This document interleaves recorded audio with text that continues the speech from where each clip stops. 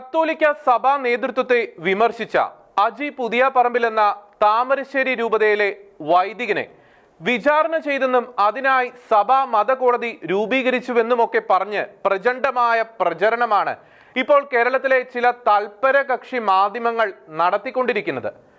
സഭയ്ക്ക് പുറത്തുള്ള ചില പ്രത്യേക മതവർഗീയവാദികളുടെ അജണ്ടകൾക്ക് അനുസൃതമായിട്ടെന്ന് സംശയിക്കേണ്ടിയിരിക്കുന്നു ഇവരുടെ ഇത്തരം പ്രചരണങ്ങൾ. ഈ പ്രചരണങ്ങൾ അങ്ങേയറ്റം വ്യാജവും വസ്തുതകൾക്ക് നിരക്കാത്തതുമാണെന്ന കാര്യം ആദ്യമേ പൊതുസമൂഹത്തെ ഓർമ്മപ്പെടുത്തുകയാണ്. കത്തോലിക്ക സഭയുടെ ആഭ്യന്തര കാര്യങ്ങളിൽ പാപ്പരാസികളെ പോലെ നുഴഞ്ഞുകയറി പുരോഹിതന്മാരുടെയും സന്യസ്തരുടെയും വ്യക്തിപരവും സ്വകാര്യവുമായ വിവരങ്ങൾ പോലും ഉളുപ്പില്ലാതെ ചോർത്തി കള്ള സ്റ്റോറി ഉണ്ടാക്കി അവതരിപ്പിക്കുന്നതിൽ കേരളത്തിലെ ചില സ്പോൺസേഡ് മാധ്യമങ്ങൾ കാണിക്കുന്ന അത്യുത്സാഹം അനിതര സാധാരണമാണെന്ന് പറയാതെ തരമില്ല.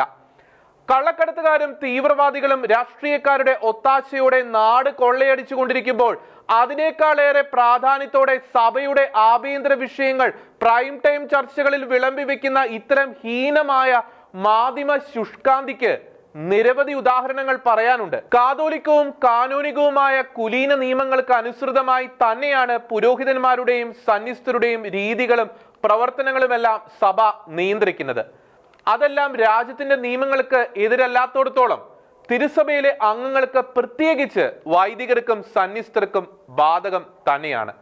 സഭയുടെ നിയമങ്ങൾക്ക് വിരുദ്ധമായി പ്രവർത്തിക്കാൻ ഒരു പുരോഹിതനോ സന്യസ്തരോ തുനിഞ്ഞാൽ അവരെ ചട്ടത്തിലേക്കും ചിട്ടയിലേക്കും തിരിച്ചു കൊണ്ടുവരാൻ ശ്രമിക്കുക എന്നത് സഭയുടെ ഉത്തരവാദിത്തമാണ്. അതിനുള്ള ശ്രമങ്ങൾ മാത്രമാണ് മാർ ഇഞ്ചനാനിയലിന്റെ നേതൃത്വത്തിൽ താമരശ്ശേരിയിൽ നടന്നത്. സഭാ നിയമമനുസരിച്ച് ഒരാൾക്കെതിരെ നടപടി സ്വീകരിക്കുന്നതിന് മുമ്പ് ആ വ്യക്തിയുടെ ഭാഗം കേൾക്കാൻ അവസരം നൽകാറുണ്ട്. റോമൻ നിയമത്തിന്റെ സ്വാധീനം ലോകത്തിലെ എല്ലാ നിയമങ്ങളിലും നിറഞ്ഞു നിൽക്കുമ്പോൾ റോമൻ കത്തോലിക്ക സഭയ്ക്കുള്ള നിയമങ്ങളും ലോകത്തിലെ എല്ലാ പരിഷ്കൃത നിയമങ്ങളുടെയും മാതൃകയിൽ തന്നെയാണ്. സഭയിലെ ശുശ്രൂഷകളും കൂദാശകളും സംബന്ധിച്ചുണ്ടാകുന്ന ആക്ഷേപങ്ങളിൽ മാധ്യമ ജഡ്ജികളും തൽപര കക്ഷികളും അല്ലല്ലോ തീരുമാനമെടുക്കേണ്ടത്. സഭ തന്നെ തീരുമാനം പറയണമല്ലോ. അക്കാര്യത്തിൽ മറ്റു ചിലർ ചെയ്യുന്നത് പോലെ ഏകപക്ഷീയമായി തീരുമാനം പ്രഖ്യാപിക്കാതെ രണ്ട് ഭാഗവും കേട്ട് തീരുമാനം എടുക്കുന്നതിനാണ് സഭയുടെ ട്രിബ്യൂണലുകൾ സ്ഥാപിതമായിരിക്കുന്നത്. അവ വിളിച്ചോതുന്നത് കത്തോലിക്ക സഭാ സംവിധാനത്തിന്റെ കുലീനതയും നീതിബോധവും പ്രൗഢിയുമാണ്. അത് എല്ലാ രൂപതകളിലുമുണ്ട്. മാധ്യമങ്ങളുടെ പുതിയ കണ്ടുപിടുത്തമല്ല. സഭയിലെ പ്രവർത്തകർക്ക് സ്വതന്ത്ര ചിന്തകളും ഭാവനകളും ഉണ്ടാകുന്നത് നല്ലതാണ്. പക്ഷേ സഭാ നിയമം അനുസരിച്ച് വൈദികനായോ സന്യസ്തനായോ തുടരാൻ സമർപ്പിതനായ ഒരു വ്യക്തിക്ക് മനസ്സില്ലെങ്കിൽ നടപടികൾക്ക് അനുസൃതമായി തസ്തികയിൽ നിന്ന് അദ്ദേഹത്തെ സ്വതന്ത്രനാക്കാനും സഭയ്ക്ക് ഉത്തരവാദിത്തമുണ്ട്. അതിനപ്പുറമുള്ള ഒരു നടപടിയുമില്ല. അതിന് മാധ്യമ പൊങ്കുവന്മാരും പരസ്യ മുതലാളിമാരും ചന്ദ്രഹാസം വിളക്കിയിട്ട് പ്രത്യേകിച്ചൊന്നും സംഭവിക്കാൻ പോകുന്നില്ല.